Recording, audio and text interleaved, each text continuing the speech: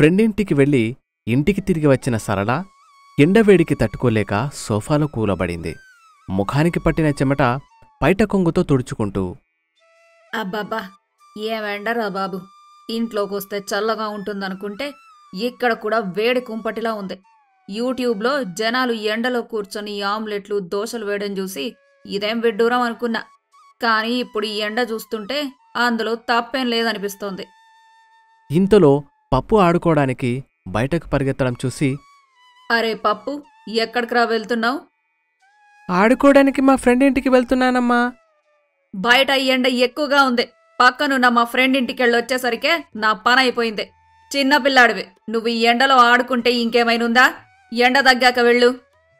సరళ మాటలు పప్పు అస్సలు పట్టించుకోలేదు. ఆమె మాటలను చెవిలో కూడా వేసుకోకుండా ఆడుకోవడానికి బయటికి పరిగెత్తాడు. అది చూసి సరళ తల పట్టుకొని, వీడికి అన్ని వాళ్ళమ్మ పోలికలే వచ్చాయి. చెప్పిన మాట అస్సలినడు. సర్లే, వెళ్తే వెళ్ళు గాని ఆ టేబుల్ ఫ్యాన్ ఆన్ చేసిపో. స్విచ్ పక్కనే ఉంది కదా నాన్నమ్మా, దానికి కూడా నన్ను పిలవాలా?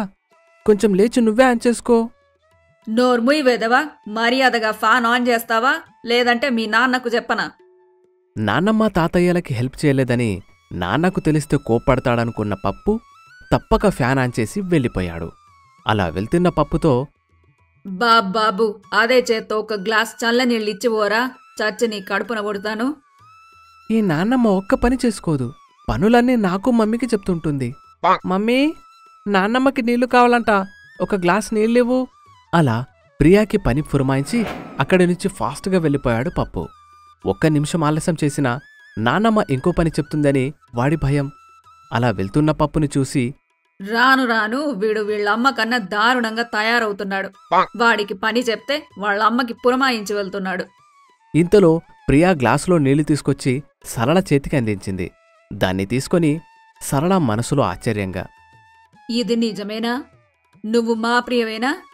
నీళ్ళడిగిన వెంటనే ఆలస్యం చేయకుండా తీసుకొచ్చిందంటే ఈరోజు ఖచ్చితంగా భూకంపం వస్తుంది, లేదంటే పెను తుఫానైనా వస్తుంది. ఏమైందత్తయ్యా? నీళ్లు కావాలని అడిగారు కదా, మరి తాగకుండా అలా గుడ్లప్పగించి చూస్తారేంటి? దాంతో సరళ మనసులో ఉన్న ఆలోచనలను పక్కన పెట్టి ప్రియా అందించిన గ్లాస్ తీసుకొని నీళ్లు తాగింది.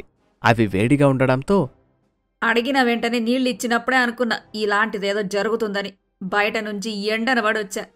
నీళ్ళడిగితే చల్లనీళ్లు తీసుకురావాలని తెలియదా? పైగా ఇవి ఇప్పుడే కాచి వడబోసిన నీళ్లలాగా ఉన్నాయి. ఇంత వేడి నీళ్లనెవరైనిస్తారా? పచ్చకామెర్ల వాళ్లకి లోకమంతా పచ్చగానే కనిపిస్తుందట. బయట ఎండ ఎలా ఉందో మీక్కూడా తెలుసు కదా. అందువల్లే ప్యూరిఫైయర్ నీళ్లు కూడా వేడిగానే ఉన్నాయి. నేనేమీ నీళ్లు కాచి వడపోసివ్వలేదు, అంత అవసరం కూడా నాకు లేదు. మరి ప్యూరిఫైయర్లో నీళ్లు వేడిగా ఉంటాయని తెలిసినప్పుడు ఫ్రిడ్జ్లో నీళ్ళు ఇవ్వచ్చు కదా. ఫ్రిడ్జ్లో నీళ్లు లేవత్తయ్యా, అందుకే ఇవ్వలేదు. పోనీలే పాపమని అడిగిన వెంటనే నీళ్లు తీసుకొచ్చాను కదా, నాదే తప్పు. ఏంది, ఫ్రిడ్జ్లో నీళ్లు లేవా? బాటిల్లో నీళ్ళు అయిపోయిన వెంటనే నింపి పెట్టొచ్చుగా. ఇంట్లో ఫ్రిడ్జ్ నీళ్లు తాగేది మీరు మీ కొడుకు మాత్రమే. బాటిల్లో నీళ్ళైపోయాయో లేదో తాగిన మీకు తప్ప నాకెలా తెలుస్తుంది?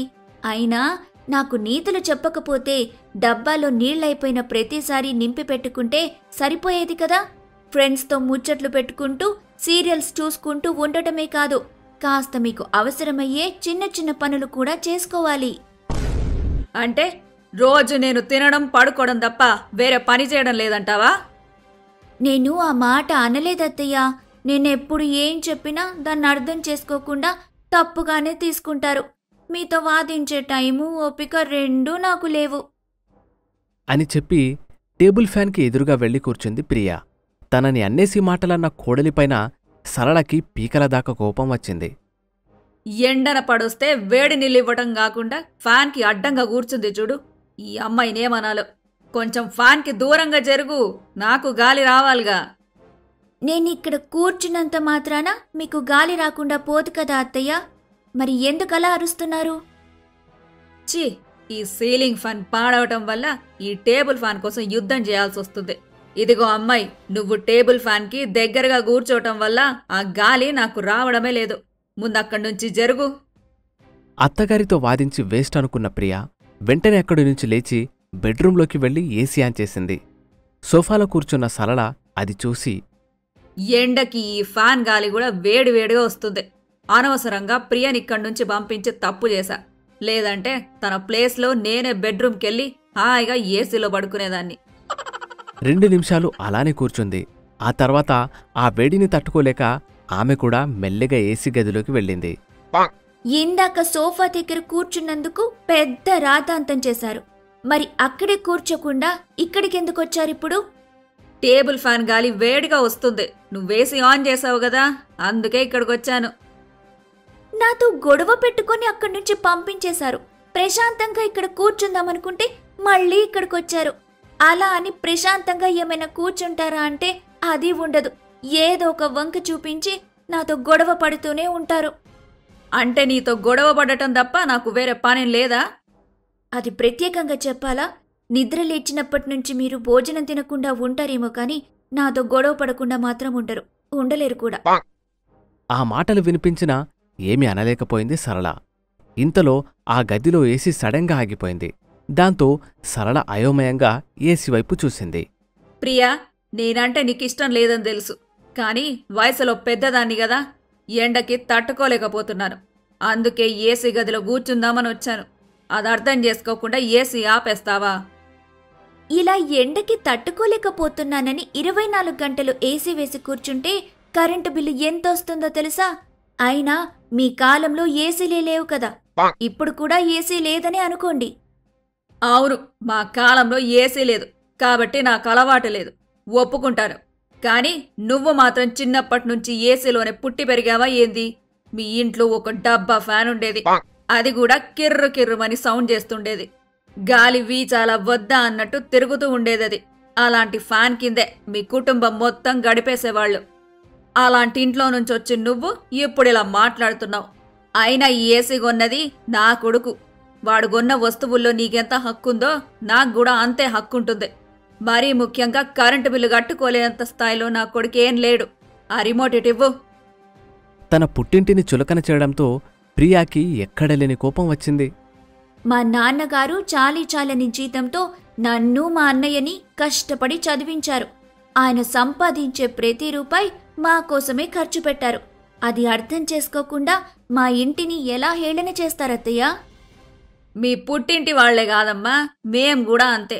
మీ మామయ్య గారికి వచ్చి రాని సంపాదనతోనే ఇల్లు మొత్తం గడిపించాం. నువ్వు కూడా అది అర్థం చేసుకోకుండా మమ్మల్ని ఇలా ఎత్తిపొడుస్తున్నావు. అలా అత్తాకోడళ్ళిద్దరూ పోట్లాడుకుంటుంటే ఇంతలో పప్పు లోపలికి వచ్చాడు.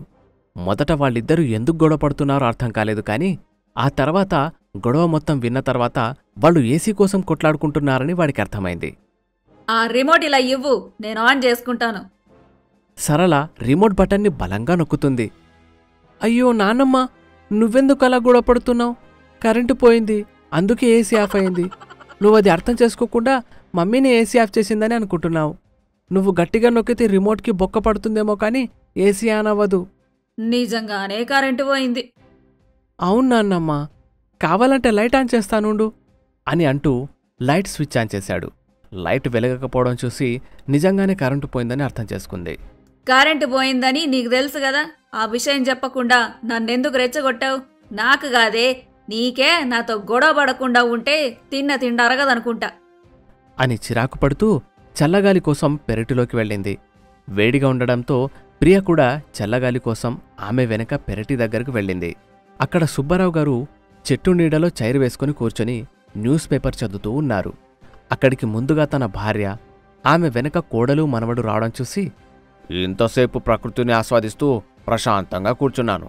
ఇప్పుడు ఈ అత్తా కోడలు ఇక్కడికి రావడంతో ప్రశాంతత మొత్తం ఎగిరిపోతోంది.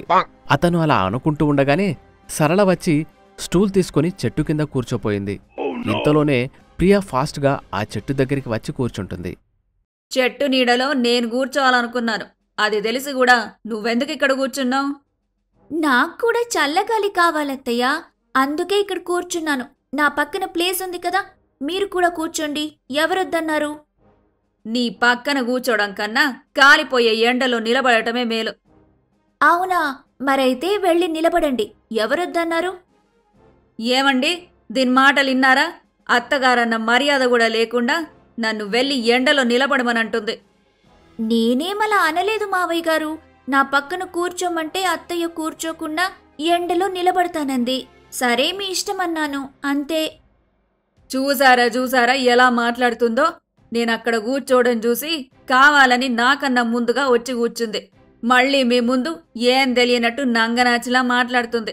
తనతో గొడవ పడటం నాకిష్టం లేదు కాబట్టి మర్యాదగా అక్కడి నుంచి లేచి వేరే చోట కూర్చోమని చెప్పండి.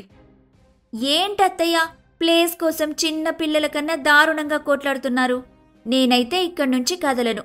మీకు ఇదే ప్లేస్ కావాలనుకుంటే నా పక్కనుంచి కూర్చోండి. నాకెలాంటి అభ్యంతరం లేదు. వాళ్ళిద్దరి గొడవ చూసి తల పట్టుకున్నాడు సుబ్బారావు. ఏమీ మాట్లాడకుండా సైలెంట్గా ఉన్న భర్త వైపు కోపంగా చూస్తూ, మీకు చెవుడేమైనొచ్చిందా?